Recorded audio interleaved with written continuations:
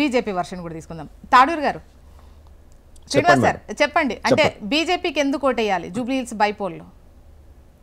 ఎందుకు ఓటేయాలంటే కాంగ్రెస్ అది ఒక సింకింగ్ షిప్ లాగా ఉంది ఇప్పుడు ఈ రాష్ట్రంలో. కాంగ్రెస్ గివ్స్ ఫాల్స్ హోప్స్, అంటే మీకు తెలుసు కదా, అన్ని ప్రామిసెస్ ఫాల్స్ ఆశలు పెట్టి ప్రజల్ని ఓట్లు వేయించుకొని మళ్ళీ మర్చిపోతుంది. ఇక మన బీఆర్ఎస్ అయితే ఇక చేసినట్టు తెలంగాణ నెంబర్ 1, ఈ దేశంలో Jubilee hills number 1, Hyderabad number 1 అని చెప్పి ఒక ఫాల్స్ రిపోర్టు ప్రొపగండా సోషల్ మీడియాలో చేసుకుంటా ఉంటది. కాబట్టి ఈ రెండిటి యొక్క నిజస్వరూపం జూబ్లీ హిల్స్ ప్రజలకు తెలిసిపోయింది.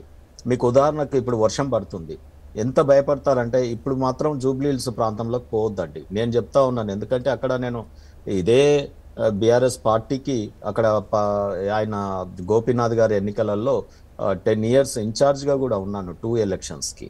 సో బట్ నెవర్ వారు ఎలక్షనీరింగ్ వారు చెప్తున్న ఓటు ఏదైతే ఉందో ఒక్క ఇంట్లో 60-70 ఓట్లు ఇటువంటి అన్ని కూడా కళాకారులు ఎవరో కాదండి. ఇదంతా కూడా బీఆర్ఎస్ పార్టీ గతంలో పవర్లో ఉన్నప్పుడు వారి హయాంలో రజత్ కుమార్ గారు అది కూడా చెప్పినాడు, క్షమాపణ ఏదో రజత్ కుమారా మరి ఇంకెవరో ఎలక్షన్ కమిషనర్. సో ఈ రకంగా వారి వ్యవహార శైలి ఉంటుంది. ఇప్పుడు మాన్యువల్స్లో కేటీఆర్ అనే ఇంటర్నేషనల్ స్థాయి వారి తండ్రి స్వయంగా ముఖ్యమంత్రి గారు ఉన్నప్పుడు, వారు మున్సిపల్ శాఖ మాత్యులుగా ఉన్నప్పుడు, తర్వాత ఇంటర్నేషనల్ ఎడ్యుకేషన్ ఎక్స్పోజర్ వారికి ఉండి కూడా, సో అక్కడ జూబ్లీ హిల్స్లో మాన్యువల్స్లో పిల్లలు బడి కొట్టుకుపోయినారండి.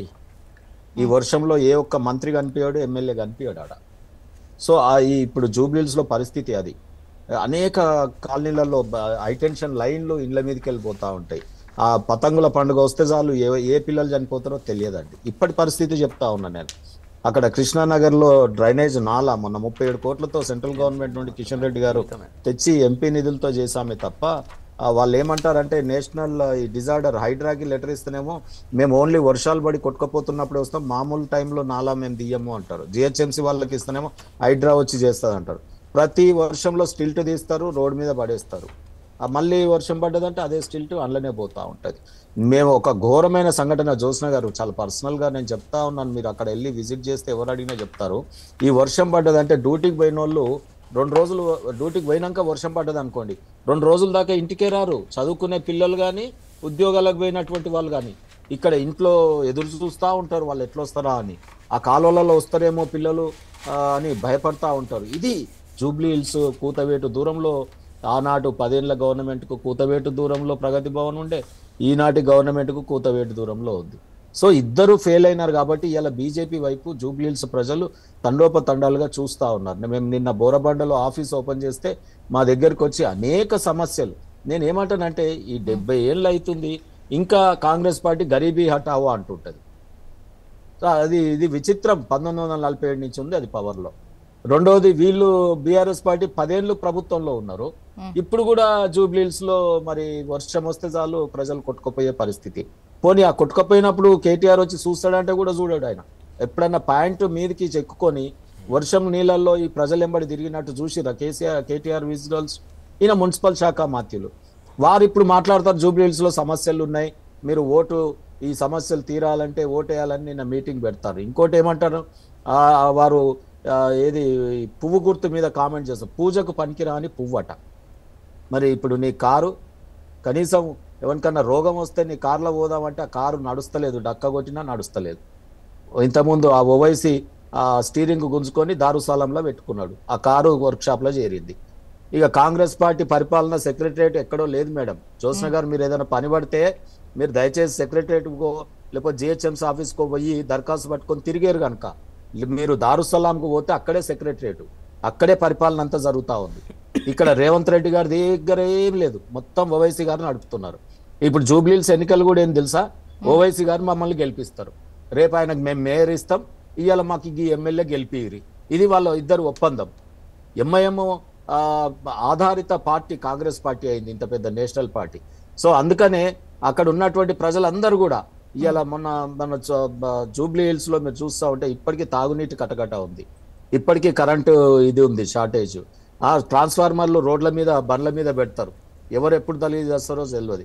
చిన్నపాటి వర్షానికి జల్లులు పడితే కూడా, చిరు జల్లులు పడితే కూడా పెద్ద పెద్ద వరదలు వస్తాయి. సో ఎక్కడ కూడా స్టిల్ టు ఏ మూల కామూలు ఉంది. నా ఎంబడి తిరగగలుగుతారా సోదరులు చెప్పన్నాడు ఆ రెండు పార్టీల నాయకులు. సో ఈ రకంగా అనేక పరిస్థితులతో డబుల్ బెడ్రూమ్లు ఎన్ని ఇచ్చారో మనకు తెలియదు, నేనే కదా అక్కడ ఆ టైంలో ఉన్నది. సో నేనేమంటున్నా అంటే ఈ రోజు జూబ్లీ హిల్స్ ప్రజలు పేరుకు జూబ్లీ హిల్స్ అండి, అక్కడ మొత్తం స్లమ్మే. నా ఒడ్డెరన్నలో ఇబ్బంది అంటే పడుతున్నారు. ఇన్ని ఈక్వేషన్స్ మధ్య మీకు అంటే కుల ముఖ్యంగా సంఘటన గెలుపే చెప్తాను ఇదిగా వినండి. చూస్తారు. అన్ని వర్గాలకు ఏ వర్గం ఓట్లు ఎక్కువ ఉంటే వాళ్ళని అట్రాక్ట్ చేయడమో లేకపోతే వాళ్ళకి వేరే ఆఫర్ చేయడమో చేస్తూ ఉంటారు. మీరు అన్నట్టు నెక్స్ట్ మేయర్ దాంట్లో వాళ్ళకి అవకాశం ఇస్తాం, ఇప్పుడు కలిసి చేద్దాం. సో ఇన్ని ఈక్వేషన్స్ మధ్య బీజేపీ వైపు చూస్తారా జూబ్లీ హిల్స్ ప్రజలు? డెఫినెట్ గా చూస్తున్నారు. అందుకే నేను ఆశ్చర్యపోతున్నా. నేను ఇప్పుడు ఇన్ఛార్జ్ అక్కడ ఏది బీజేపీ పార్టీ తరఫున బోరబాండ డివిజన్ కి నిన్న తిరుగుతా ఉంటే అసలు ప్రజలు ఈ 10 ఏళ్ళు అసలు ఏమీ జరగలేదండి అక్కడ. సో ఈ 10 ఏళ్ళు జరగలేదు, 60 ఏళ్ళు జరగలేదు. రెండోది మీకు చెప్తాను, అక్కడ రజక సోదరులు ఉంటారు అక్కడ ధోబిఘాట్లో, అనేక సమస్యలు అక్కడ. సో తర్వాత ఒడ్డరన్నలు ఉంటారు, వాళ్ళ సమస్యలు తీరలేదు. అక్కడ మన కుమ్మరి సంఘాలు ఉంటాయి, వాళ్ళకి ఎటువంటి సమస్యలు తీరలేదు. కుర్మాస్ ఎక్కువ ఉంటారు అక్కడ, వాళ్ళ సమస్యలు తీరలేదు. సో అనేక సమస్యలతో అక్కడ అంతా లేబర్ అండి. అందరు అనుకుంటారు జూబ్లీ హిల్స్ అంటే ఏదో అద్దాల బిల్డింగ్ కాదు, అది ఖైరతాబాద్ ఏరియాలో కొద్దిగా ఉంటారు వాళ్ళు సినిమా యాక్టర్లు వాళ్ళు వీళ్ళు. కానీ జూబ్లీ హిల్స్ అంతా నిరుపేదలు. ఇప్పటికీ రేషన్ కార్డులకు పాపం దరఖాస్తులు, ఇప్పుడు ఆగమేఘాల మీద మంత్రులు వచ్చి రేషన్ కార్డులు రాసిస్తున్నారు. అవి చెల్తాయో చెల్లయో తెలియదు. ఇది ఎట్లుంటది అంటే బౌన్స్ అయ్యే చెక్ ఇచ్చినట్టే ఇస్తున్నారు. ఆడ 3-4 మంత్రులు, ఆడ ఎమ్మెల్యేలు, గవర్నమెంట్ అంతా ఆన్నే పెట్టిరు. అయినా కానీ ఒక లెక్క లేదు, ఒక పత్రం లేదు. సో ఆ రకంగా అనేక సమస్యలతో కొట్టుమిట్టాడుతా ఉంది. అందుకే ప్రజలు ఇప్పుడు బాగా జూబ్లీ హిల్స్ లో, ఇది హైదరాబాద్ లో బీజేపీ వైపు ప్రజలు ఉన్నారు. రేపు అఖండ మెజార్టీతో బీజేపీ ఆయన కేటీఆర్ గారు ఆ రకంగా పూజకు పనికిరాని పువ్వులు ఉంటాయా అండి? ఒక పువ్వుని, ఏదన్నా పువ్వు, తంగడి పువ్వులను కూడా మనం బతుకమ్మ పండుగలో పూజిస్తాం, గునుగు పువ్వును కూడా పూజిస్తాం, ముత్యాల పువ్వును కూడా పూజిస్తాం. ఆయనకు అవి పనికిరాని గడ్డి పువ్వులు అనుకుంటాడు ఆయన. సో ఆ రకంగా ఒక తామర దేవుళ్ళు కూర్చునేటటువంటి, ఒక లక్ష్మీదేవి కూర్చునేటటువంటి పువ్వు ఆయనకు పూజకు పనికిరాని పువ్వు లాగా కనిపించింది. సో అంటే భాషకు అంత ఉండాలి, విమర్శలకు అంత ఉండాలి. బీజేపోడు ఆయన భాష చెప్తున్నా మేడం, అభ్యంతరకరం.